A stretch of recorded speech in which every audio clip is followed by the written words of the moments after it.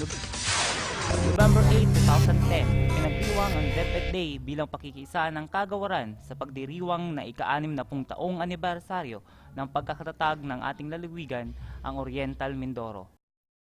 Sinimula ng pagdiriwang ng isang parada kasama ang Supreme Student Government o SSG officer ng mga paaralan, SSG advisors, mga guro, school heads at mga pinuno at opisyales ng DepEd at ng provincial government.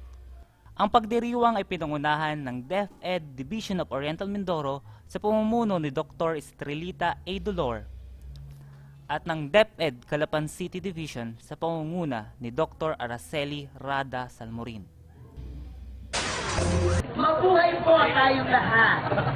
Mabuhay ang bawat Mindoreño.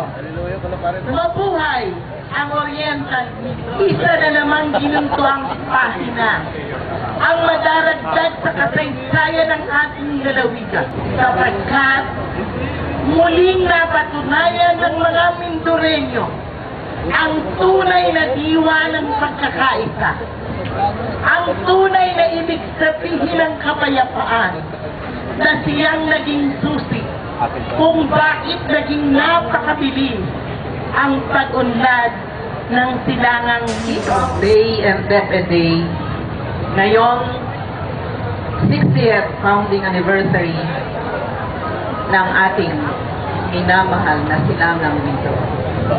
Sadyang napakapalad ng ating lalawigan, lalong-lalo na ngayong 60th founding anniversary, sapagkat simula sa Pangulo hanggang sa pinakamababang level ng ating pamahalaan, kitang-kita ang pagkakabuklod, ang pagkakaisa.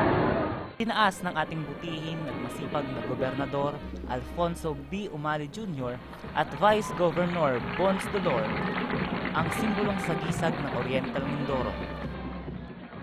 Kasunod nito, sabay-sabay ding itinaas ang simbolong sagisag ng 14 na bayan at isang lungsod ng ating lalawigan.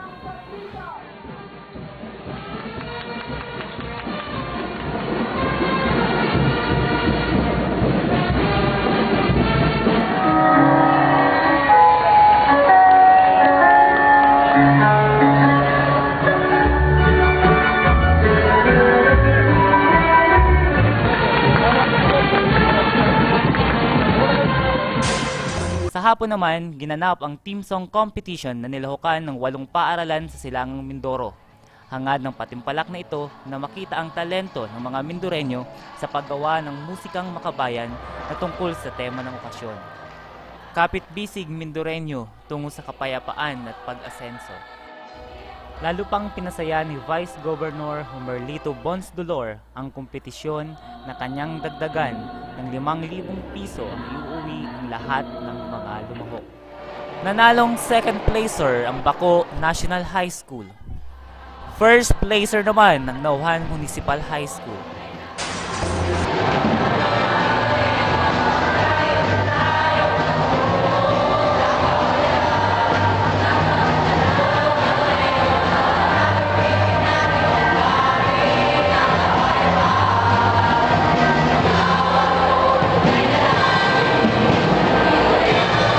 Ang nagwaging Grand Champion ay ang Jose J. Lado Jr. Memorial National High School ng Calapan City.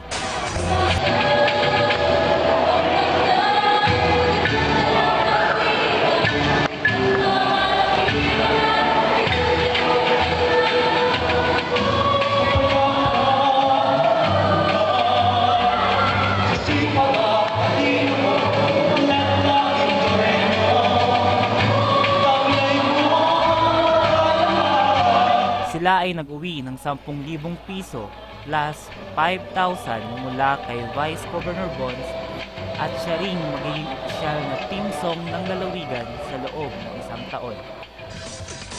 Naging matagumpay ang pagdiriwang dahil na rin sa pagkakaisa ng dalawang sangay ng DepEd sa ating lalawigan. Tunay ngang magkakapit-bisig tayo upang patuloy nating lasapin ang kapayapaan tungo sa inaasam nating pag-unlad at pag-asenso. Steve Martinez, Patrol.